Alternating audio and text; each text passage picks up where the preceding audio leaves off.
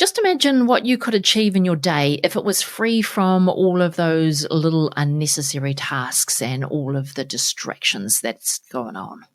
And I know this is not uncommon for business owners in a service-based business, which is why today I want to help you see how the power of simplicity can really help with your business growth.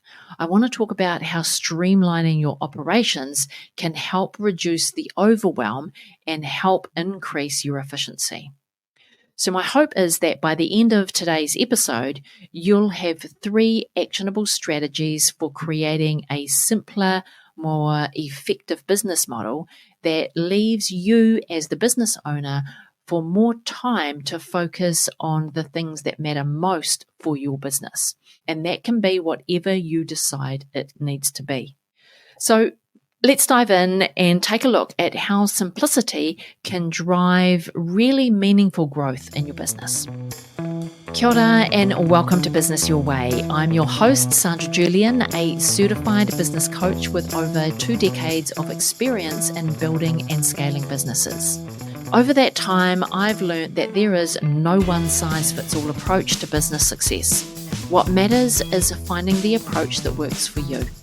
So this podcast is all about helping you scale your service-based business with strategies that align with your soul and your values. I want to help you drop that hustle culture and focus on more sustainable, soul-aligned growth. I invite you to join me in each episode for insights and actionable steps that will work for you. Let's make your business feel right for you in a way that truly fits with your life and the life that you want to live. Alrighty, let's jump into today's topic and take a look at why simplicity matters so much and why it's particularly powerful for service-based entrepreneurs. Because I know that it's mainly service-based entrepreneurs that are listening to this podcast. So I want you to imagine for a moment a work day where everything flows. Your tasks are clear, priorities are aligned, and there's no unnecessary clutter or confusion about how you're going to spend your day. You feel focused, you feel energized, and you feel in control as you tackle your tasks for the day. But unfortunately, it's probably the opposite that you're currently experiencing. So in your business at the moment, you might constantly be jumping between tasks. You might be overwhelmed by all the little details that you have to take care of. And at the end of the day, your to-do list is twice as long as the list that you started with at the beginning of the day. And it's this feeling of chaos and constant juggling of all the things. I want to give it a name. I want to call it the trap of complexity, because complexity sneaks into your business over time. It's not something that you have one day and not the next. It's actually something that creeps in over time without you realizing it. And that's especially true when you are seeing some growth in your business. You're adding more layers into your business because it's growing. There's new jobs to do. There's new tools to implement. There's new processes to put in place because there's more clients. There's more needs to manage. And then everything becomes necessary. But it's not necessarily resulting in scalable growth in your business. It's probably moving you closer and closer and closer to burnout as the business owner. And that's because complexity creates this really vicious cycle of overwhelm, where each new task not only adds more weight, but it takes you further from the core purpose of what you're doing in your business. And it's at this stage that you probably feel like your business is running you instead of you being in charge of and running your business. And there's a real nuance in that. Today, I want to contrast complexity with simplicity, because everything is 50-50. Where there is happiness, there is sadness. Where there is light, there is dark. So where there is complexity, we can find simplicity. Simplicity is all about us finding the clarity and focus. It's all about cutting through the noise to identify what really matters. And you can think of this like peeling back the layers of an onion. Every time we simplify, we remove a layer of stress. We remove a layer of complexity. And when we do that, we can create more space so we can focus on what is needed to support scalable growth in our business. And that might look different for every business owner, depending on whether you have a team or whether you are planning on having a team, whether you need to focus on the client work or you want to remove yourself more from the client work, take on more strategic thinking, and just have more time to breathe in your business. This can all be possible when we strip back the layers and when we start looking for the simplicity in our business.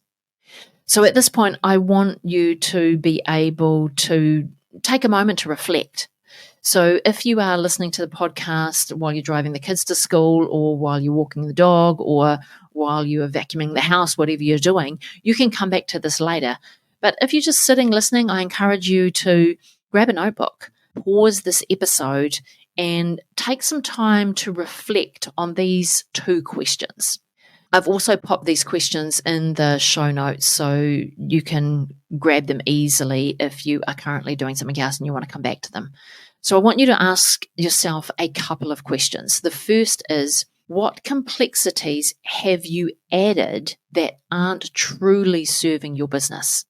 The second question is, what could you remove from your business in order to streamline and make things simpler and more effective? So take some time, reflect on both of those questions, and just write down the first thing that comes to your mind, because this is part of me helping you understand how you can apply the power of simplicity to reduce all of the busyness that's going on in your business and really help you put some efficiencies or increase the efficiency in your day. So I'm going to walk you through 3 actionable strategies to bring simplicity into your business model. And my hope for you by the end of this episode is that you'll have a clear path towards creating a business that leaves you more time and energy for what matters the most, so that you can do the tasks that only you can do and that you can remove all the busyness from your day. Alrighty, let's get into the heart of today's topic. If you're running a service-based business, it's really easy to fall into the trap of adding more services, thinking that by adding more services, you'll be able to attract more clients. But often it's this approach that starts to allow complexity to creep into your business model. And that complexity will creep in for both you and your client. So let's break that down and how you can move toward more simplicity. And it really starts by refining your service offerings. So the first strategy I'm going to offer you is to reduce your service offerings. And before you go turning your nose up at the strategy or tuning out or fast forwarding the podcast, let's talk about why reducing your service offerings is good for business. Because I get it. You're probably thinking that if you offer more, you will get more clients. And that is a common thought. So you're not alone with that thought if you have it. But complexity tends to creep in when we feel the need to be all the things to everybody. And that need or that thought can creep in without you even realizing it. It just happens because you are in the thick of it. So here's how this usually works. When you start your business, you start out with one service usually. You know that, I want to build websites for clients. I want to build amazing action-orientated websites for clients. Your focus is clear. And then one client will come along and they will ask you to do one extra thing. They might ask you to build a registration page for them. And you think, why not? I can. That's easy. So you add that in. And then you add it to your service offerings. And then another client comes along and the next client asks you for something slightly different again. And they ask you if you can create video. They want to put video onto their website. So you go, sure, I can help you create video and we can add video to your website. So you add that into your service offerings. Another one comes along and says, oh, I don't have any photography. Do you take photos so I can have really cool photos for my website? So you add that service into your service offerings. So now you've got a list of services as long as your arm, under the illusion that the more services that you add in, the more clients that you're going to get, because you will be the one-stop shop. They won't need to go anywhere else. They can just come to you and you can do everything for them. And then that'll be more clients, that'll be more money because you've got more services. But the truth is that it's the opposite that is true. The more services you offer, the harder it is for your clients to understand exactly what you do. And then they can get overwhelmed with all of the options that you are offering to them in your services. Remembering that clients don't come to you because of your menu of services. Clients come because they've got a problem that needs solving. And so the overwhelm happens for the client when they come with their problem and you present them with a menu of services that they get completely overwhelmed with, and then they get decision fatigue because they don't know which ones they need and they don't know which ones to choose, and they don't know if they need it all or if they just need something basic. They've got no idea. So they get overwhelmed by everything that's on the menu. So I want you to take a look at your current service offerings. Consider which services really showcase your expertise and which services deliver the most value for your clients. And I don't want you to say all of my services offer value for my clients. Come back to what services really showcase the expertise that you're bringing to the table. And if you could only keep one or two of your service offerings, which ones would they be? Because when you can focus on offering a core service, you're not actually limiting your business. You're actually refining your brand and making it easier for your clients to understand what you do and how you can help them. And when you can take that overwhelm away from the client and make it super easy for them to understand what you can do for them, the more clients that you will get. So scaling back your service offering also has another powerful benefit. It simplifies your operations. With a clear offer service offering, you and your team can deliver consistent, high-quality results without adding complexity to the way that you're delivering your services, or the way that you're having to constantly adjust your different services to meet the different client needs. Because when you can focus on doing fewer things exceptionally well, you create a more straightforward, efficient business model that your clients can have some high trust with. And not only do you get more clients, but also clients will feel more confident that they can refer other people to you because your business is now clearer, it's simple, and it's focused. Which brings me into strategy 2. And strategy 2 is all about streamlining the client journey for consistency. So now that you've narrowed down your service offerings, it's time to make sure that your client journey is as smooth and consistent as possible. The goal here is to ensure that every client receives the same high quality experience, whether they're working directly with you or whether they're working with one of your team. So when there's a consistent client journey, your staff know exactly how to deliver each step of the process. and the clients feel like they have a reliable professional working with them. And that is from the moment they start working with them to the moment that you finish their project.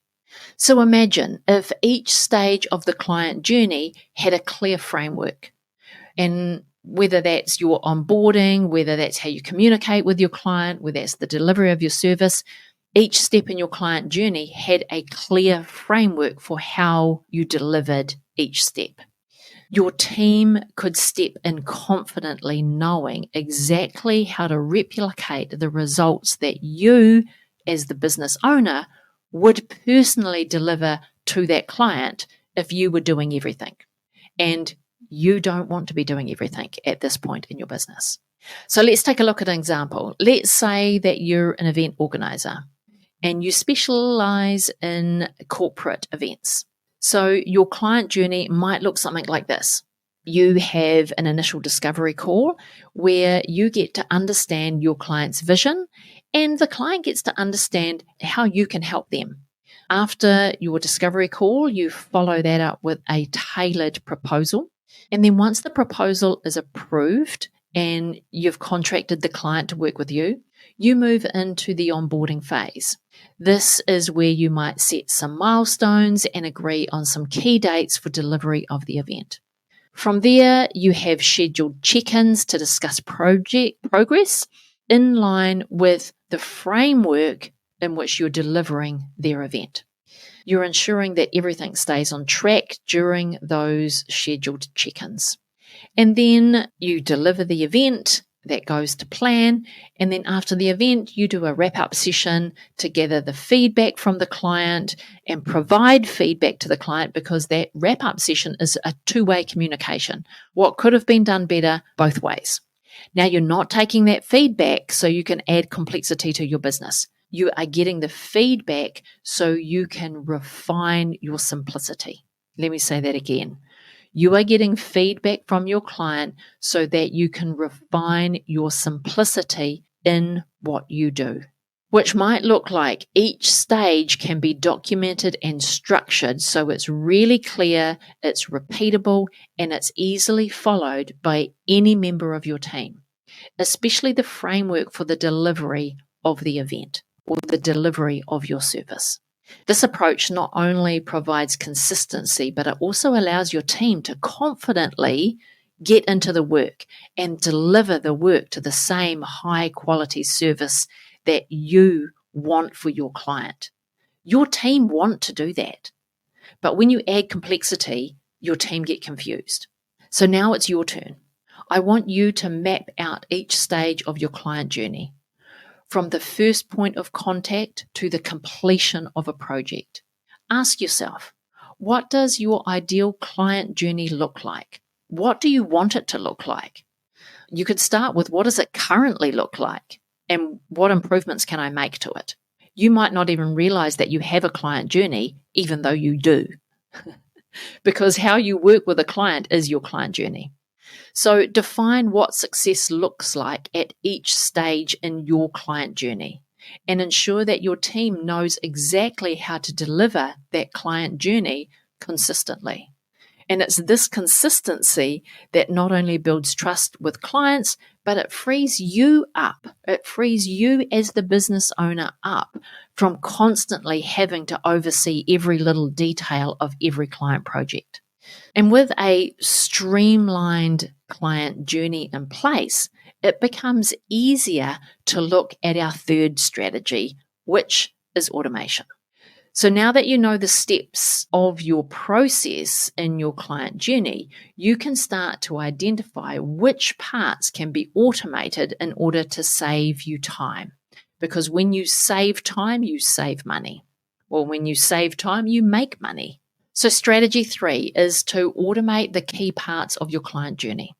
Now, automation isn't all about saving time.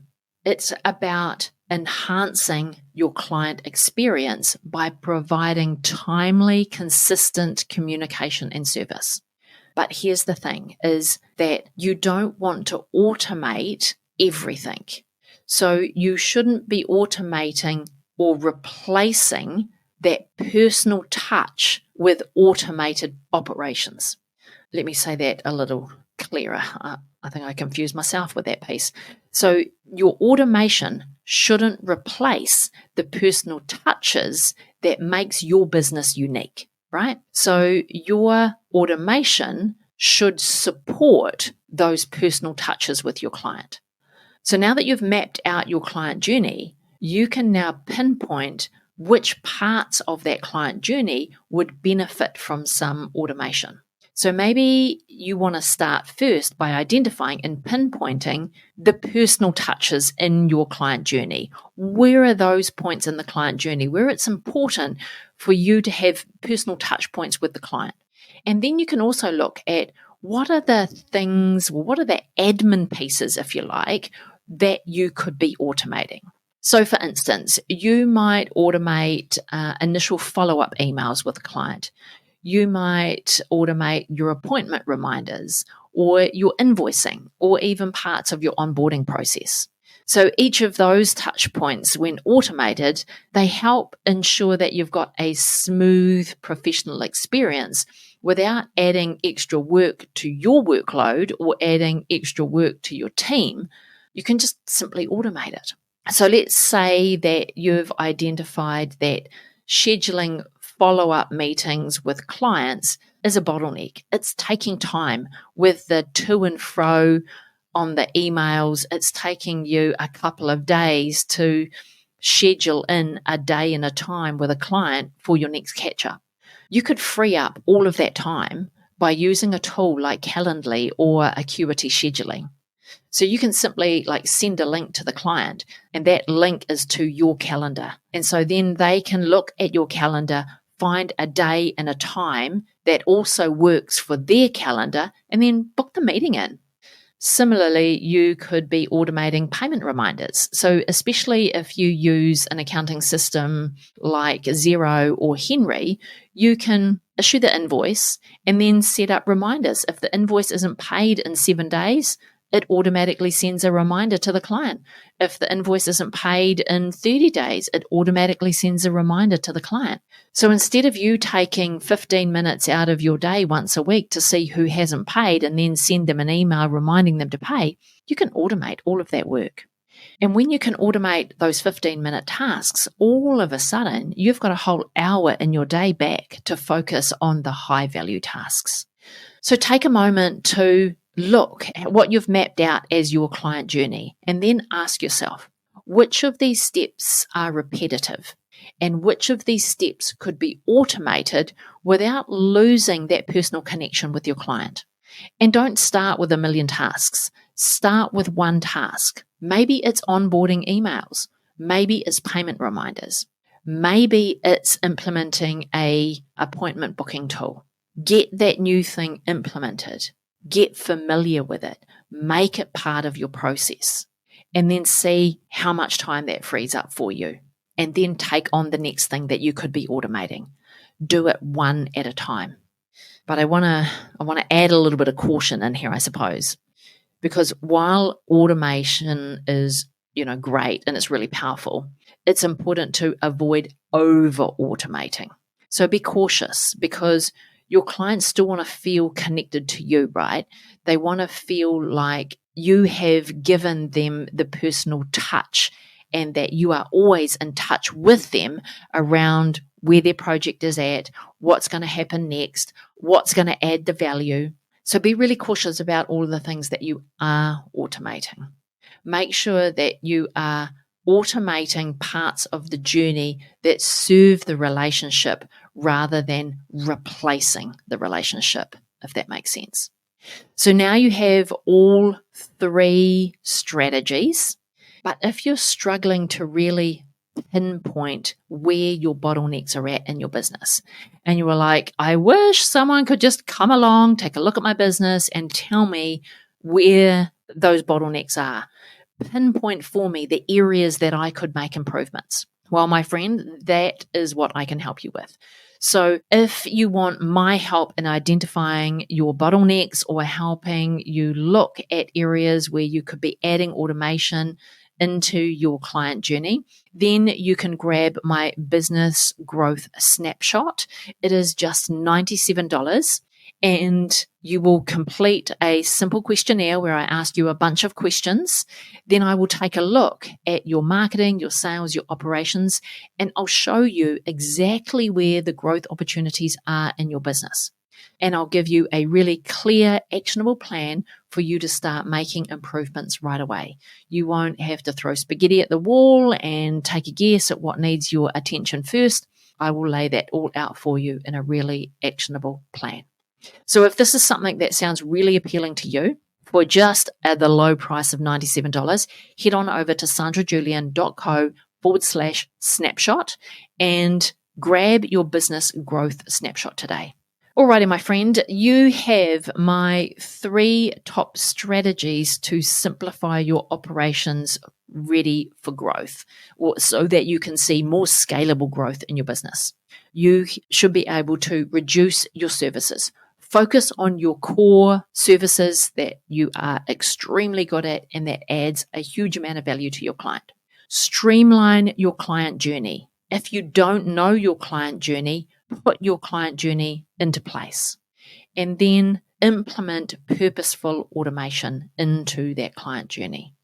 Each of these steps contribute to a more manageable, effective business model that allows you as the business owner to grow your business sustainably and not only keep your clients happy, but bring in more clients, have more clients work with you, but without you having to do all the work. You can start to grow a team around you.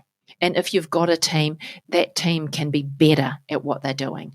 They can deliver the results to the same high quality level that you as the business owner expect for your clients. This is definitely one of the business lessons that I wish that I had learned much, much earlier in my business journey. So I want to reiterate, simplicity isn't about doing less.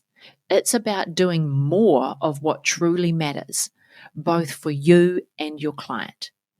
When you're clear about what you do and you can clear away the complexity, you're left with a business that aligns with your values, that serves your client in a much better way, that allows you to lean into your strengths and gives you back your precious time and energy so you can focus on the areas of the business that only you can focus on. Okay, my friend, I hope you found this episode truly helpful. I want to take a moment to thank you for joining me on Business Your Way and staying all the way to the end. Please make sure that you hit that subscribe or follow button in your podcast player so that you don't miss the future episodes. I would also really appreciate it if you could rate the show and leave a review. Your reviews help others discover the show. We are currently ranking in the top 75 of all New Zealand business entrepreneur podcasts, and I would really like to improve that ranking to get into the top 50. So if you could share it with a friend, that will also help us improve our rankings. You'll also find all of the links to today's episode in the show notes. And until next time, keep building your business your way.